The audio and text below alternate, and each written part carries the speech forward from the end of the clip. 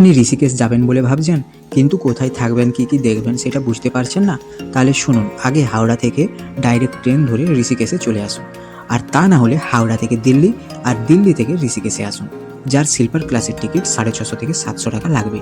তো এবার স্টেশনের সামনে থেকে অটো বা বাস ধরে 14 কিলোমিটার দূরে গীতা ভবন বা পরমার্থ নিকেতনে চলে আসুন। এখানে রুম ভাড়া করুন, 200 থেকে 1000 টাকার মধ্যে আপনারা রুম পেয়ে যাবেন।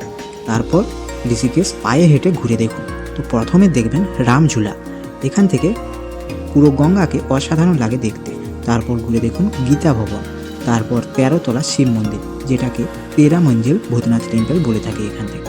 তো এখান থেকে ঋষিকেশে 360 ডিগ্রি ভিউ হিসেবে আপনারা দেখতে পাবেন। তারপর ঘুরে দেখুন লক্ষণ ঝুলা, তারপর জানকী ঝুলা।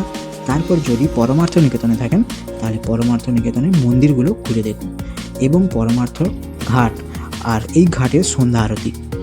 আমার তো সুযোগ হয়নি তাই দেখতে পারিনি, আপনারা কিন্তু অবশ্যই এখানে সন্ধ্যা আরতি দেখবেন।